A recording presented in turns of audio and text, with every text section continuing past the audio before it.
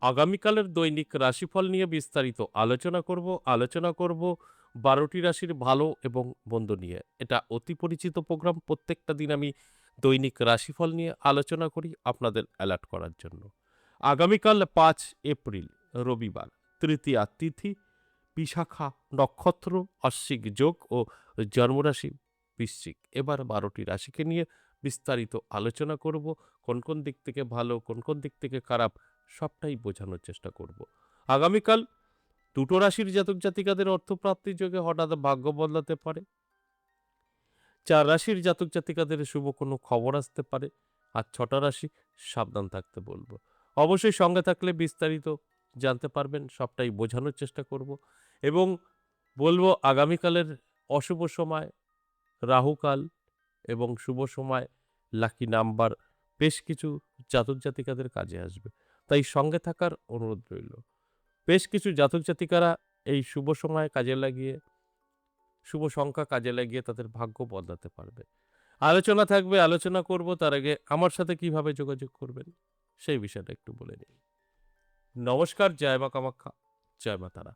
যারা ভীষণভাবে বিপদে আছেন, কি করবেন বুঝে উঠতে পারছেন না, নানা জায়গায় গিয়েও সাকসেস হয়নি বা এখনো সঠিক জায়গা খুঁজে পাননি, তাদের উদ্দেশ্যে বলব একবার হলেও আমার সাথে সাক্ষাৎ করতে পারেন।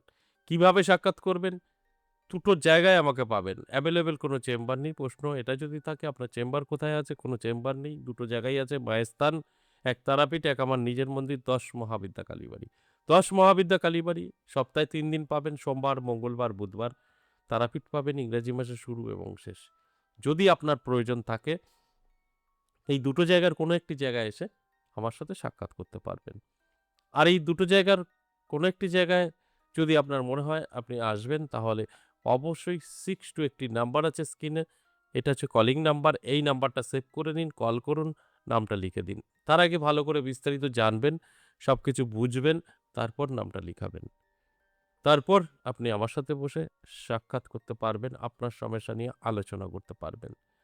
আবার অনেকে বলবেন যে, "আমি জানি অনেক দূর থেকে দেখছি, যেতে পারবো না।" অনেকে অনেক এরকম টাইপের বলবেন। তাদের ক্ষেত্রে বলব, প্রয়োজন থাকলে আপনি আপনার বাড়িতে বসেও আপনার সমস্যার সমাধান করতে পারবেন। অনলাইনের মাধ্যমে। আমাদের অনলাইন চালু আছে।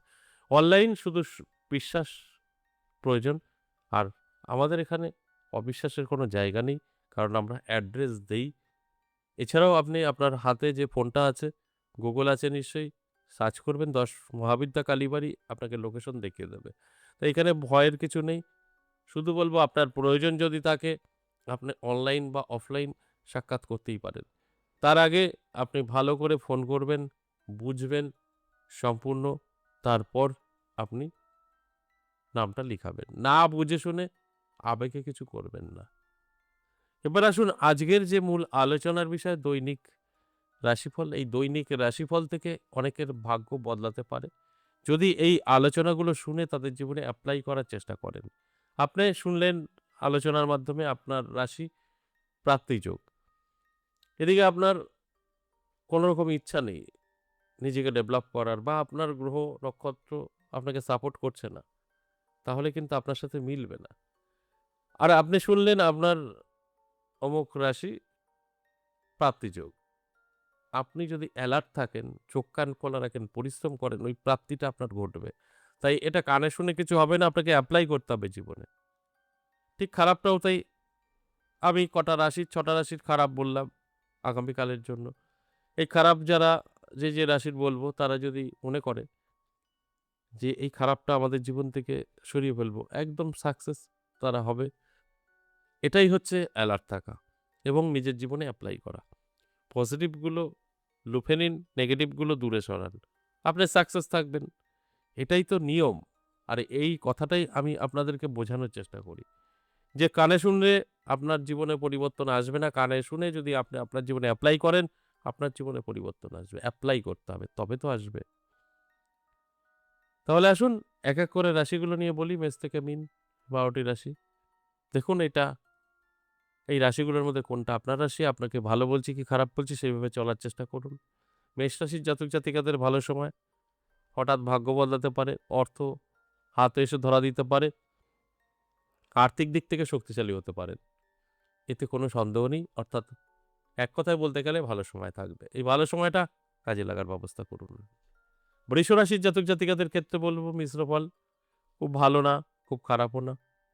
তবে আপনি চাইলে ভালো করে নিতে পারবেন। আমি আগেই বলেছি, আপনার উপরে নির্ভর করবে ভালো এবং খারাপ।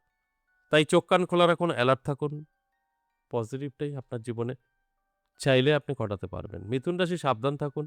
মিথুন রাশির জাতক জাতিকাদের খুব একটা ভালো সময় যাবে না। হঠাৎ করেই আপনার ব্যবসায় মন্দা, ব্যবসা মন্দা থেকে অর্থ সংকট এবং যশ খ্যাতি কমে যাওয়া এগুলো কিন্তু ঘটতে পারে।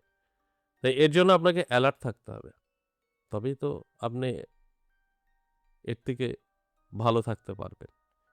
কর্কট রাশির জাতক জাতিকাদের ক্ষেত্রে বলব ভালো সময়।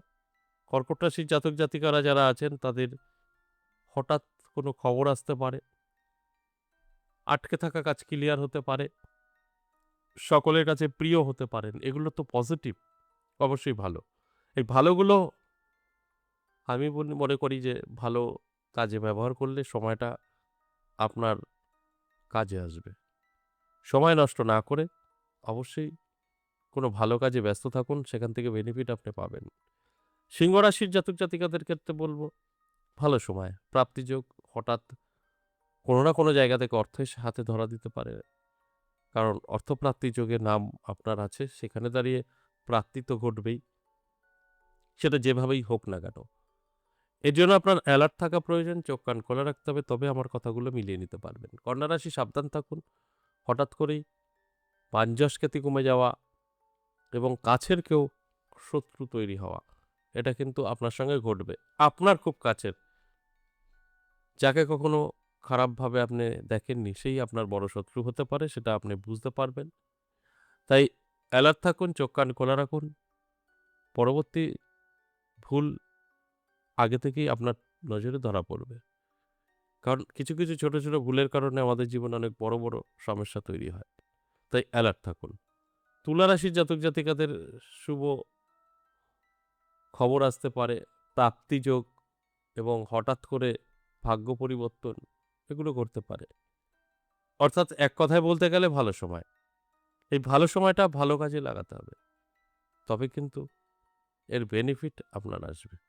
বৃশ্চিক রাশির জাতক জাতিকাদের শুভ খবর আসবে এবং আটকে থাকা কাজ ক্লিয়ার হবে। নানাভাবে আপনার কাছে এসে অর্থ ধরা দেবে। এটা পজিটিভ। তাই আমি সবসময় এই আলোচনার মাধ্যমে আপনাদেরকে অ্যালার্ট করার চেষ্টা করি। অ্যালার্ট থাকলে সবটা আপনি কন্ট্রোল করতে পারবেন। সেইভাবে চলতে পারবেন এবং সেফ থাকবেন। ধনুরাশির জাতক জাতিকারা সাবধান থাকবেন স্বাস্থ্য নিয়ে। স্বাস্থ্য ভালো যাবে না। হঠাৎ স্বাস্থ্যের প্রবলেম আসতে পারে। সম্পর্ক নষ্ট হতে পারে এবং অর্থহানি হতে পারে। এর জন্য আপনাকে অ্যালার্ট থাকতে হবে। অ্যালার্ট থাকলে এগুলো সবটাই আটকানো সম্ভব। আপনি আটকাতে পারবেন। তাই আমি সবসময় বলব যে নেগেটিভ সময়গুলো নিজেকে গুটিয়ে রাখা প্রয়োজন, আর পজিটিভগুলো লুফে নেওয়া প্রয়োজন। এরপর মকর রাশি। মকর রাশির জাতক জাতিকাদেরও কিন্তু আমি বলব একটু সাবধানে থাকবেন। আপনার সাংসারিক জীবনে প্রবলেম আসতে পারে। অন্যান্য দিক থেকে যথেষ্ট শুভ। স্বামী-স্ত্রীর মধ্যে সমস্যা, তৃতীয় কোনো ব্যক্তির আগমন, যেখানে দাঁড়িয়ে আপনাদের দাম্পত্য পারিবারিক সুখ-শান্তিতে ফাটল, এটা কিন্তু হতে পারে। এর জন্য আপনার অ্যালার্ট থাকা প্রয়োজন এবং অনেক কিছু মেইনটেইন করে চলার প্রয়োজন। তাহলে এই সমস্যাগুলো থেকে দূরে থাকা অবশ্যই আপনার জন্য শুভ।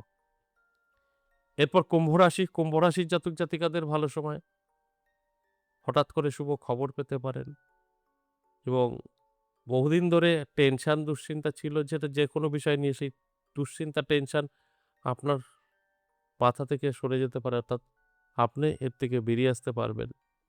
এটাও কিন্তু শুভ।